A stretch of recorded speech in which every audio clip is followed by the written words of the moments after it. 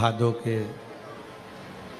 इस पवित्र महीने में कितने भाग्यशाली। खूब भजन करो, खूब स्मरण करो, अवश्य आए।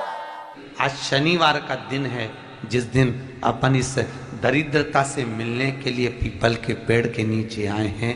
हिंदू धर्म में ये दिन पीपल के वृक्ष के लिए पूजनीय होगा। जो भी शनिवार के दिन पीपल के वृक्ष की पूजन करेगा, दूध चढ़ाएगा या मिष्ठान का भोग लगाएगा, लक्ष्मी और नारायण उसके घर में प्रवेश कर जाएगा। लक्ष्मी और नारायण उसके घर में प्रवेश करेगा। इसलिए नियम बनाया। कौन से दिन का? शनिवार। लक्ष्मी जी बोली, नारायण आपने तो एक दिन का वार लिख दिया। शंकर जी ने 7 वार बनाए हैं, रविवार, सोमवार, मंगल, बुध, गुरु, शुक्र और शनि। ये शिव जी ने बनाया। अब एक दिन आपने अपना बना लिया, बाकी के दिन अगर कोई इस पीपल के वृक्ष के नीचे आएगा और यहाँ तो दरिद्रता बैठी है तो उसका क्या होगा?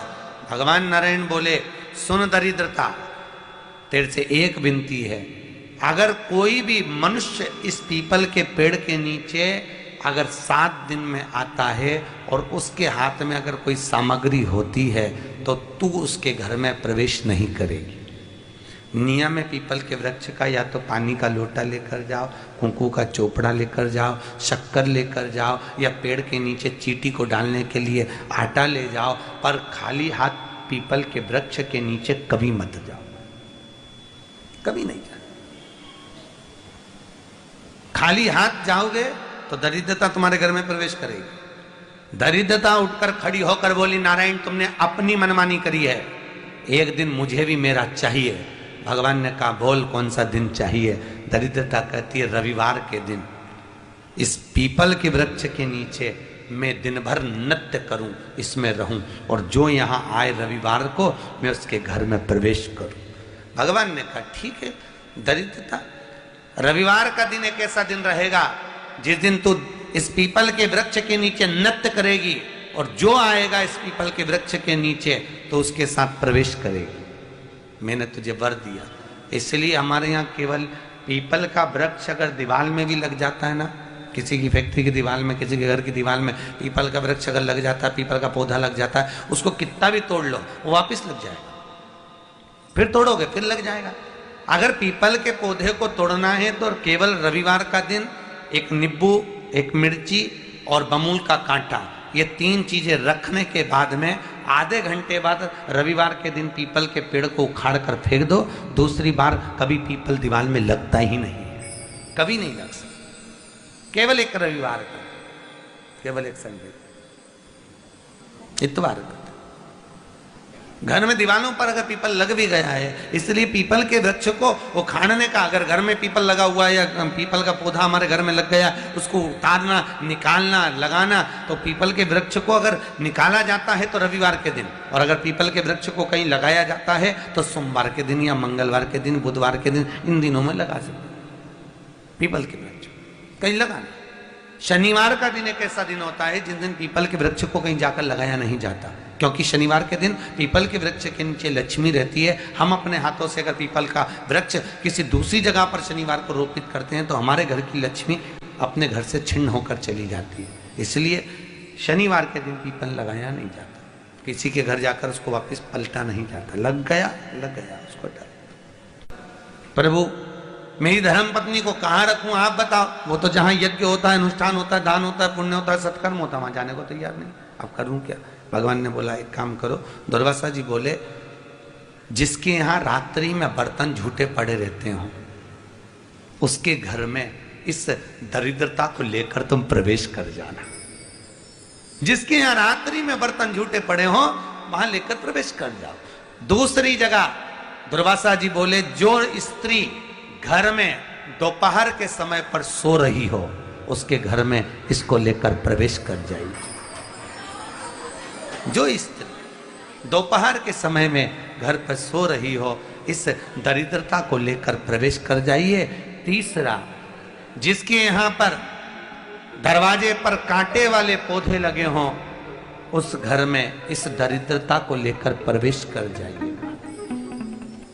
दरिद्रता, कितनी सुंदर बात कही है।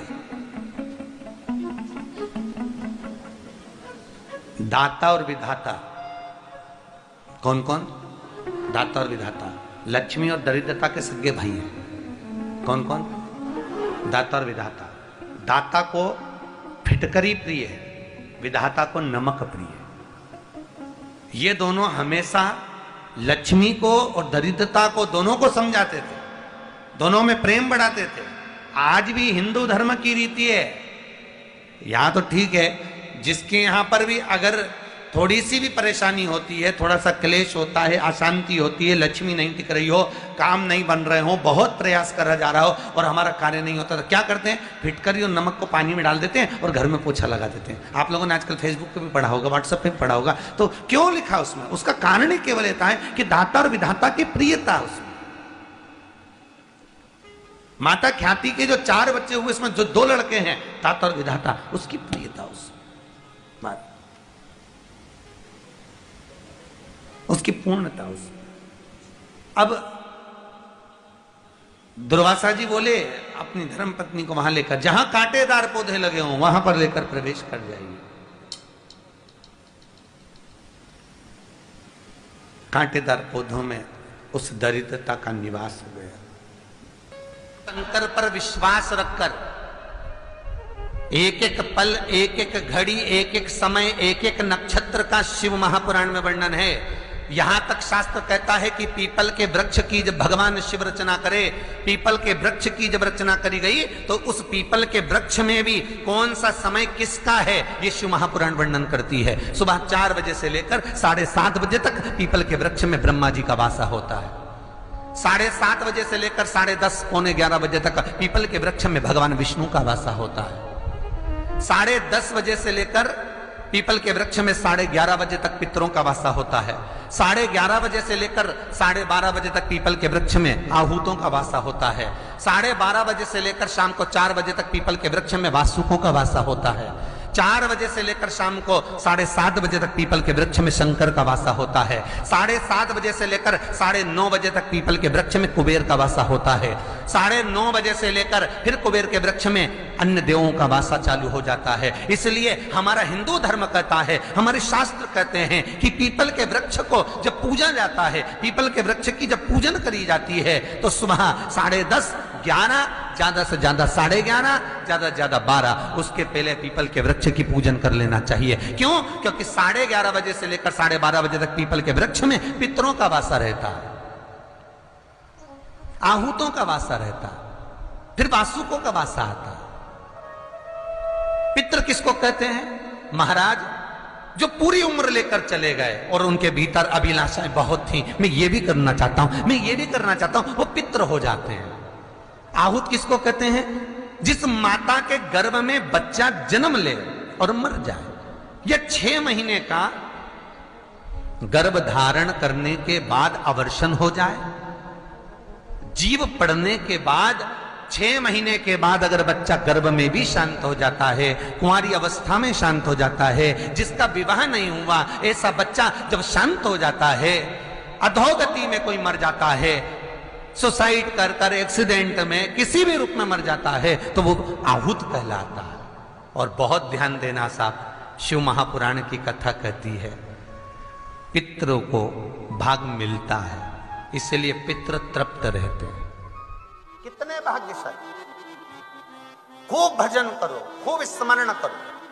अमावस्या है, अमावस्या के दिन प्रदोष काल में, प्रदोष के समय पर, प्रदोष काल में शाम के समय पर जाकर किसी भी नदी, तालाब, बावड़ी, कुआं, कहीं ना कहीं जो आपके पास में हो, वहां पर एक घी का दिया, बत्ती का मुंह दक्षिण की ओर कर कर अवश्य जला कर जाना, सारे पितृदोष समाप्त हो जाएगा, सारा पितृदोष समाप्त। अमावस्या के दिन किसी भी जलाशय के पास में, नदी, तालाब, बावड़ी, कुआं, जो आपके शहर में, आपके गांव में, आपके नगर में हो, वहां जाकर लगा दे। अगर नदी, तालाब, बावड़ी, कुआं नहीं है तो पीपल का वृक्ष हो या बेलपत्री का वृक्ष हो या बट का वृक्ष हो, उसके नीचे लगा दो प्रदोष काल में। पर अमावस्या के दिन लगाएं जरूर। क्यों? क्योंकि अमावस्या के दिन पितृ शाम के समय प्रदोष काल में शंकर भगवान का नाम जाप कर कर नदी तालाब बावड़ी पर पानी पीने जाते हैं, वहां से जल का आचमन कर कर पितृ अपने लोक को चले जाते हैं प्रदोष काल के समय पर। इसलिए प्रदोष काल में जलाशय के पास में बावड़ी, कुआं, नदी, तालाब के किनारे पर दिया लगाया जाता है दक्षिण की ओर मुख कर कर बत्ती का, तो पितृ आशीर्वाद देते हुए जाते हैं कि फलो फूलो, आगे बढ़ो, उन्नति करो, तरक्की करो। ये पितरों का आशीर्वाद रहता है, पितरों का वर रहता है। आप देंगे उसको मिलेगा। पितृदोष है, ये आपको कैसे मालूम पड़ेगा?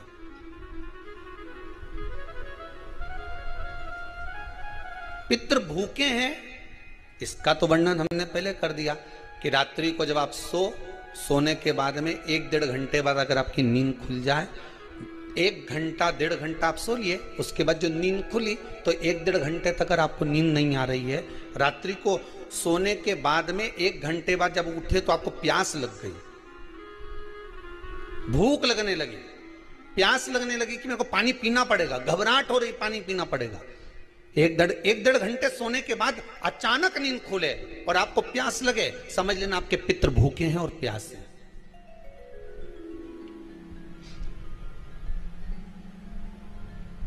वो भूखे और प्यासे हैं, उनको जल की जरूरत है।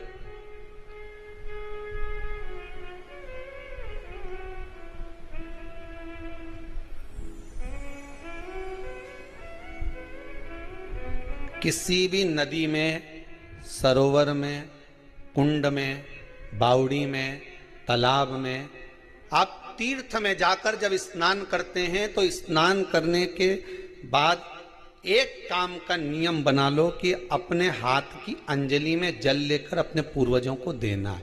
प्यासे रहते हैं, भाग मांगते हैं।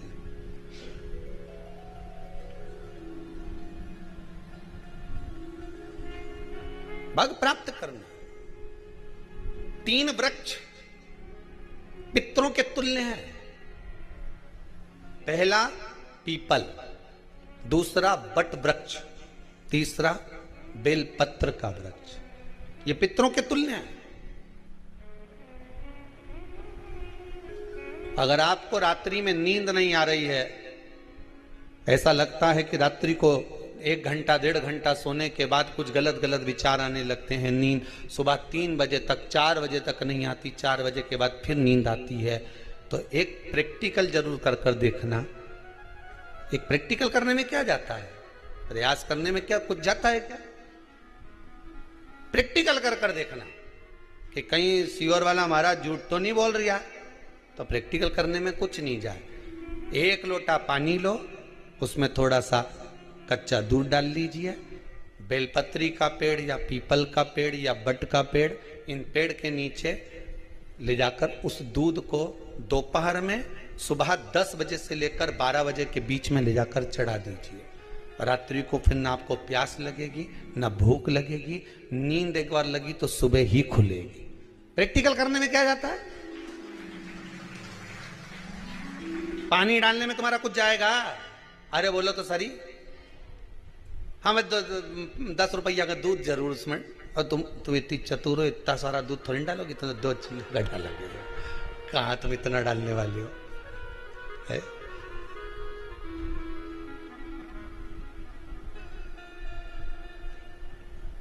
प्रैक्टिकल करने में क्या जाता है?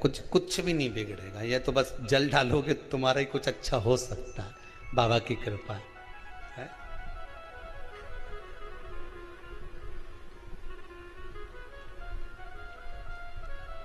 3 वृक्ष पितरों के तुल्य हैं। पहला, जम के बोलिए, पीपल, दूसरा बट वृक्ष, तीसरा बेलपत्री का वृक्ष। 3 पीपल के वृक्ष में 52,000 ब्राह्मण एक साथ निवास करते हैं, इसलिए पितृतुल्य है। बट वृक्ष ब्रह्मा जी के मस्तक से बना, इसलिए पितृतुल्य है। और बेलपत्री का वृक्ष माता पार्वती जी के अश्रु से बना। जब आंसू गिरे थे माता जगत जननी जगदम्बा पार्वती के, उस समय पर पितृलोक में हलचल उत्पन्न हो गई थी। हमारी नातिन की आंख में आंसू कैसे आ गए? मैनावती की पुत्री है,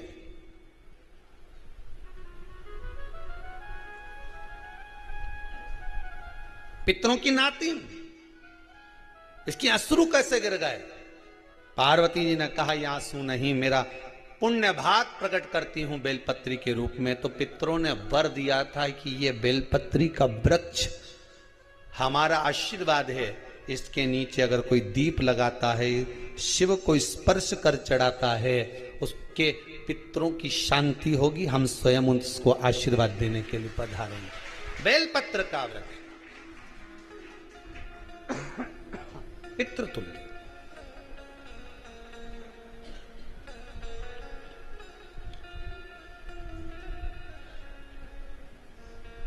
तो रात्रि को अगर भूख लग रही है, प्यास लग रही है, तो पितृदोष। दूसरा पितृदोष का लक्षण बताया, घर में कोई शुभ कार्य ना हो, वंश की वृद्धि ना हो, 1 रुपये कमाओ, 1.25 रुपये खर्च हो रहे हैं, पैसा 10 जगह से कमाई आ रही है पर घर में टिक नहीं पा रही है, आया गया, पितृदोष। जरा सी कटोरी पड़ी है, उसके पीछे विवाद चालू हो जाए, पानी ढुल गया, उसके पीछे विवाद हो जाए, या छोटी छोटी बात में घर में क्लेश मचा हुआ है, पितृदोष है। समझ लो हमारे पूर्वज हमसे खुश नहीं, प्रसन्न नहीं। मौका लग जाए, सारी दुनिया के लोग तुमसे कह रहे हैं तेरे घर में पितृदोष है, 1 रुपये कमाते हो, 1.25 रुपये खर्च होता, मानसिक टेंशन बना रहता है। घर में एक व्यक्ति बीमार है, ठीक हुआ, दूसरा बीमार पड़ गया, दूसरा ठीक हुआ, तीसरा बीमार पड़ गया, तीसरा ठीक हुआ, चौथा बीमार पड़ गया। मतलब कहीं ना कहीं पितृ का भाव, पितृदोष का वर्णन। किसी ने कहा तुमसे कि तेरे यहाँ पितृदोष है, तूने ब्राह्मण को भोजन करा दिया, पिंडदान करा दिया, तर्पण करा दिया, तिलांजलि करा दी, गया जी का श्राद्ध कर दिया, हरिद्वार चली गई, वहां पिंडदान करवा दिया, ब्राह्मण भोज करवा दिया, तिथि पर भोजन करवा दिया, सब कुछ करवा के देते। अब एक काम और करके देख, एक काम और करके देख लो। जब तुम घर में भगवान शंकर की आरती, तुम्हारे घर में शंकर जी का शिवलिंग है, भले काय का भी हो, छोटा सा, भले सियोर का कंकर शंकर हो, नर्मदा का कंकर हो, चाहे शंकर पारक के हो, पीतल के हो, स्टील के हो, लकड़ी के हो, जिसके भी हो, लोहे के हो, पाषाण के हो, जिसके भी हो, शंकर का शिवलिंग अगर हमारे घर में है और आप रोज प्रतिदिन भगवान की आरती करते हो, प्रतिदिन, और आपको लग रहा है कि मेरे यहाँ तकलीफ चल रही है, ये ठीक ही नहीं हो रही, लगभग 1.5 महीना आप कम से कम 45 दिन, 1.5 महीने के करीब में ऐसा प्रयास करना कि भगवान की आरती, शंकर भगवान के शिवलिंग की आरती करने के बाद उस दिए को भगवान के सामने मत रखो, उस दिए को उठाकर जहां तुम पानी का मटका रखते हो, हंडा रखते हो, जिससे तुम पानी पीते हो, तुम्हारे रसोई घर में जो पानी का मटका, हंडा, बाल्टी, आरओ का पानी जिस मटके में गिरता है, हंडे में गिरता है, जिसको हमारे यहाँ पितरों का स्थान कहते हैं, उस स्थान पर, उस मटके के पास में, उस हंडे के पास में, उस बाल्टी के पास में, जहां रसोई घर में पानी रखते हो, उस रसोई घर में पानी जहां रखते हो, उसके पास में उस दिए को भगवान के सामने नहीं रखना। आरती उतारने के बाद उस दिए को ले जाके सीधे परिंडे के पास में, उस हंडे के पास में, मटके के पास में उसको रखो। केवल 1.5 महीना कर कर देखना। 1.5 महीने के बाद तुम्हें मालूम पड़ेगा कि हम वापिस उन्नति की सीढ़ी पर चढ़ना प्रारंभ करती है, हमें फल मिलना चाहिए। अब तुम्हें ना कहीं जाना है, ना कहीं आना है, ना कोई खर्चा है। खर्चा है क्या? ईमानदारी से बोलो, कोई तुम्हारा लाखों का रुपया लग गया क्या? रोज आरती करते हो रोज आरती। बस आरती का नियम बना लो कि हमको पितृदोष किसी ने बोला है, हमारे घर में अशांति है, पितृदोष है, कोई कह रहा है कि तुम्हारे घर में पितृदोष है, हमने सब कुछ करके देख लिया। अब हमें यह करना है कि महादेव की आरती जब होती है तो उसकी ज्योत का दर्शन करने पर 1000 कपिला गाय के दान का पुण्य मिलता है। तो ये पुण्य हम हमारे पितरों को देते हैं, जिससे उनकी मुक्ति हो जाए और हमें आशीर्वाद प्राप्त। उस दिए को नीचे नहीं रखना है, आरती उतारने के बाद आरती पूरी हो जाए तब उस दिए को ले जाकर, जब आप ले जाकर उसको रखें तब उस स्थान पर रखें जहां पितरों का स्थान, जहां पितरों का स्थान।